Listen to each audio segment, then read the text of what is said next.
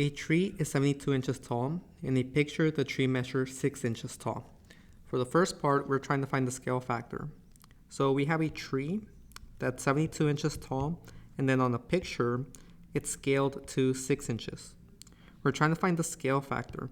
So we're trying to find the value that when you multiply it by this value, you're going to get 6. So if we transfer that into an equation, we get 72x equal to 6. Now we have to solve this equation. I can do this if I divide by 72 on both sides. That's going to isolate x. On the left-hand side, the 72s are going to cancel out. And then 6 and 72 share a common factor of 6. So I can reduce this as 1 over 12. And that would be the scaling factor. Okay, for part 2, it says, if the tree is 2 inches wide, how wide is it in the picture?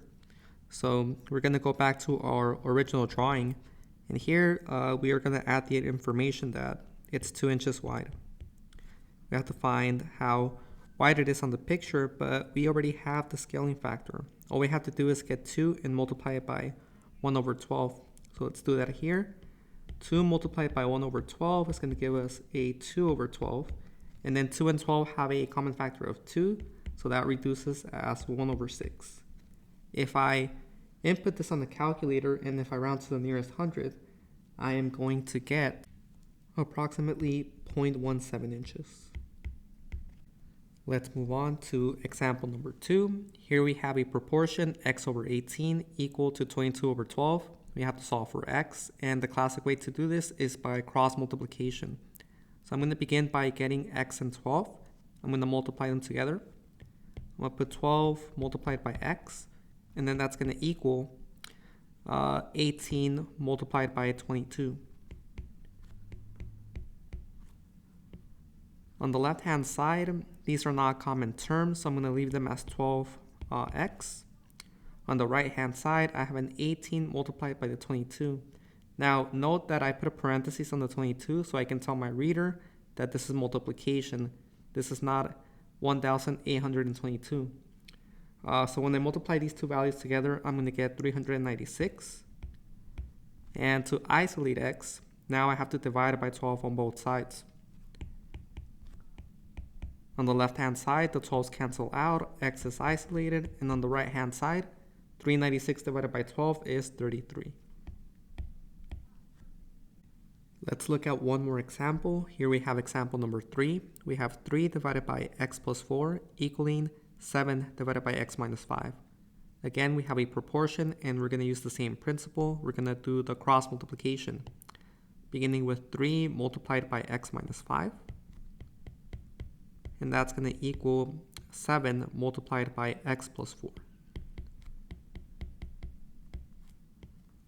Notice that here we have a factor outside of a set of parentheses. Whenever we have that, we're going to distribute this factor since we have more than one term inside of the parentheses. So here we get 3 multiplied by x, which is 3x. And then we get 3 multiplied by negative 5, which is negative 15. That's going to equal, we're going to do the same thing here, 7 multiplied by x plus 7 multiplied by 4.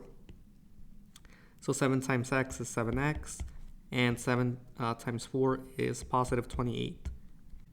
Here we have x's on the left-hand side and on the right-hand side. What we're going to want to do is put all of the x's on one side and then put all of the constants on the other. My suggestion is to find the smallest of the two. Beginning with the x's, I can see that 3 is smaller than 7, so I'm going to move the 3 to the right-hand side by subtracting by 3. Or subtracting by 3x, I should say.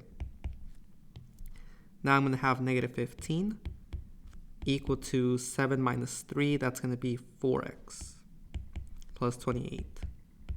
And now I'm going to move the constants to the other side. So the plus 28, I'm going to get rid of it by subtracting 28.